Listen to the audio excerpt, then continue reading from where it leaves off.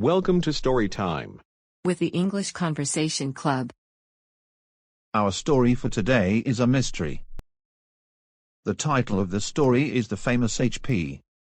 Let's take a look. Inspector Ratcliffe was miffed. Unceremoniously yanked out of his Sunday afternoon nap, he had been summoned to a cottage in the woods that could only be accessed by a dirt road. Right at this moment, the mud stains on his crisply ironed beige trousers seemed to disturb him far more than the body lying on the floor. And not to mention the group of caricatures that surrounded him. These loons, as Ratcliffe had summed them up to be, were having some sort of ridiculous costume party. Grown-ups parading around in costumes all weekend long, eating junk food and playing nonsense games. What was the world coming to? The Goofballs insisted on staying in character, as they called it. Dagny Taggart, Leo Valdez, Emma, Count Dracula, Miss Marple and loads of other fictional characters seemed to have escaped the confines of their pages and assembled in this cottage, for the sole purpose of annoying Inspector Ratcliffe, or so he grumbled. And there on the floor lay Harry Potter. He was dead. Pity there is no Voldemort. Then it would have been an easy case to crack, Inspector Ratcliffe mused.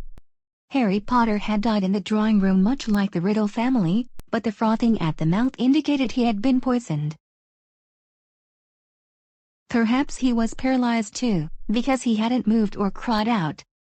So on the face of things, it had the look into my eyes or wand and drop-dead please approach, that Voldemort so favored. When the inspector first entered, he tried questioning the suspects, which included everyone in the cabin.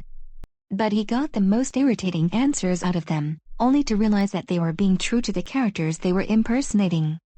Yoda was the most vague and infuriating of them all.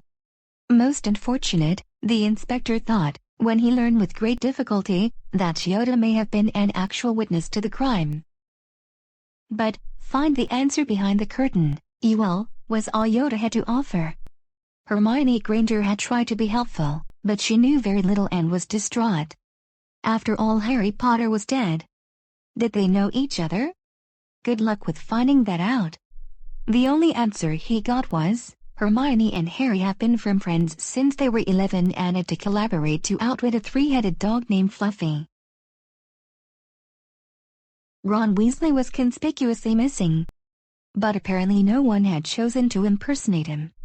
No one else seemed to really care that a man was dead, but then again most of them had no reason to care about Harry Potter, if they were staying true to their character. Only Miss Marple showed interest, but of course investigating a murder would be right up her street. In fact, it was she who had called him.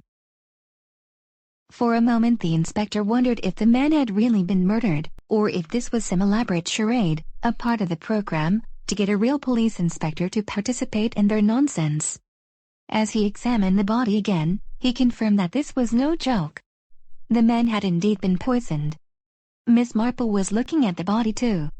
She clicked her tongue. Such untidy hair and strange clothes. What is wrong with young people these days? But the boy did not deserve to die. He's so young.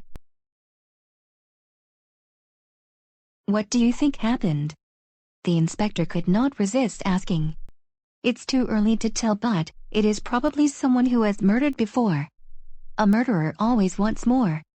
You may want to question that suspicious egg-headed foreigner with a mustache, who keeps stealing furtive glances at the body.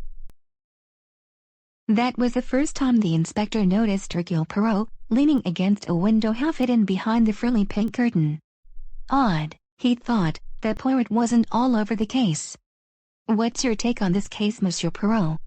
He asked, and noticed that Miss Marple was right by his side waiting for an answer. Hercule Poirot does not want to be disturbed, he said. The little gray cells, they are busy.